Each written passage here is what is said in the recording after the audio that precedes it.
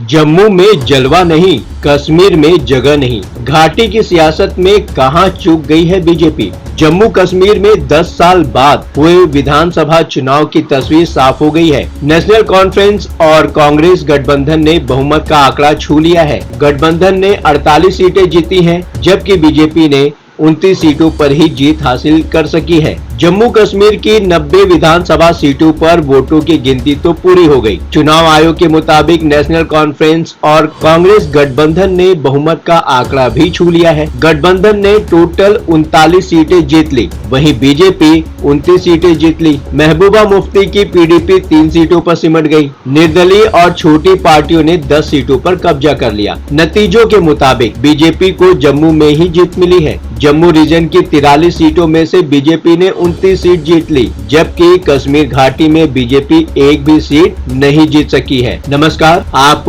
देख रहे हैं न्यूज कॉल 24। देश दुनिया की हर छोटी बड़ी खबर सीधे आपके स्क्रीन पर। न्यूज कॉल 24 के खास प्रोग्राम ओपिनियन भारत में आपका स्वागत है। बात समझनी है तो पूरी सुननी होगी। मैं हूं आपके साथ सुशील गिरीश। वीडियो में आखिरी तक बने रहिए। 2014 के विधानसभा चुनाव में भी बीजेपी ने अपनी सभी 25 सीटें जम्मू में ही जीती थी। कश्मीर में उसे एक भी सीट नहीं मिली थी। जम्मू कश्मीर में अपना पहला मुख्यमंत्री बनाने के लिए बीजेपी को अकेले जम्मू में ही कम से कम 30 से 35 सीटें जीतना जरूरी था, जबकि घाटी में भी उसे अच्छा प्रदर्शन करना था। हालांकि ऐसा नहीं हो सका। अब ऐसे में सवाल उठता है कि अनुच्छेद 370 हटाने के फैसले और नया कश्मीर का वादा करने वाली बीजेपी को चुनावी फायदे क्यों नहीं मिले। आखिर क्या था कि लोग 370 के मुद्दे को ठीक से नहीं समझ पाए। अगस्त 2019 में केंद्र सरकार ने अनुच्छेद 370 को निरस्त कर दिया और जम्मू कश्मीर का न सिर्फ विशेष राज्य का दर्जा खत्म किया, बल्कि इसे केंद्र शासित प्रदेश भी बना दिया।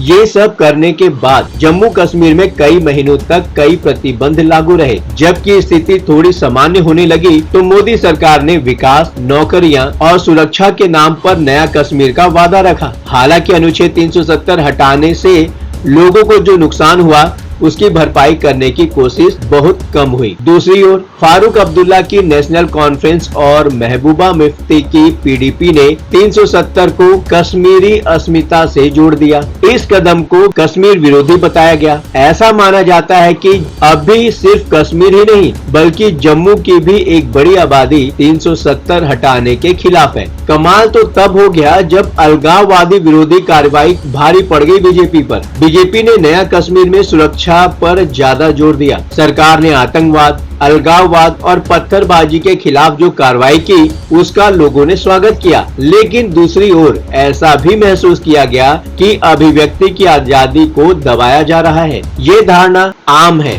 और ये आम धारणा बनाई भी गई है कि असहमति को दबाने के लिए डराया जा रहा है। इस कारण कश्मीर घाटी में बीजेपी वैसी नहीं उभर पाई जैसी उसे उम्मीद थी। नौकरियों का वादा पूरा रहा अधूरा। कश्मीर को केंद्र शासित प्रदेश बनाने के बाद बीजेपी ने नाराजगी को खत्म करने के लिए नौकरियों का वादा किया। ये वादा किया कि सरकार कश्मीर में निवेश लेकर आएगी जिससे नौकरियां पैदा होंगी। हालांकि इन वादों पर इतना काम नहीं हुआ जिससे जनता में नाराजगी बढ़ गई। सहयोगी भी नाकाम रहे। चुनावी फायदे के लिए बीजेपी ने अल्ताफ बुखारी की अपनी पार्टी और सज्जाद लोन की पीपुल कॉन्फ्रेंस जैसी पार्टियों के साथ गठबंधन कर नेशनल कॉन्फ्रेंस और पीडीपी का दबदबा कम करने की कोशिश की। हालांकि इन पार्टियों के साथ गठबंधन बीजेपी के लिए बहुत ज्यादा फायदेमंद साबित नहीं रहा। 2014 में जो नतीजे थे जम्मू कश्मीर में जब विधानसभा चुनाव हुए थे, यहाँ की 87 सीटों में से पीडीपी ने 28, बीजेपी ने 25, नेशनल कॉन्फ्रेंस ने 15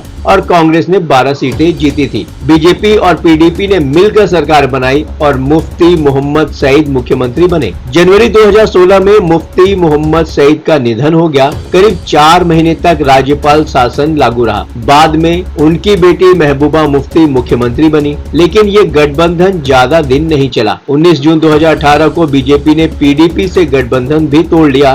राज्य में राज्यपाल शासन लागू हो गया। अभी वहाँ राष्ट्रपति शासन लागू है। कुल मिलाकर देखा जाए तो बीजेपी करने तो चली थी अच्छा काम, लेकिन वहां की जनता ने उसे गलत तरीके से ले लिया। इसलिए कहा जा सकता है कि जम्मू में जलवा नहीं, कश्मीर में जगह नहीं। अब बीजेपी तो वहां पर 370 लाकर एक तरीके से चूक गई है। हाँ, लेकिन आने वाला वक्त क्या दिखाएगा, ये समय के गर्भ में छुपा हुआ है। आप लोगों को क्या लगता है, क्या बीजेपी जम्मू कश्मीर में अच्छा कर पाएगी? कमेंट करके बताइए। ये प्लेटफॉर्म है जनता का, आपका, आपकी आवाज उठाने का। अब आपकी बात नहीं रहेगी अनसुनी। आपकी सलाह, आपकी राय हमारे लिए मायने रखती है। वीडियो पसंद आया हो तो वीडियो को लाइक करें, चैनल को सब्सक्राइब करें और नोटिफिकेशन के लिए बेल आइकन को दबाना बिल्कुल मत भूलिएगा। आज के लिए बस इतना ही।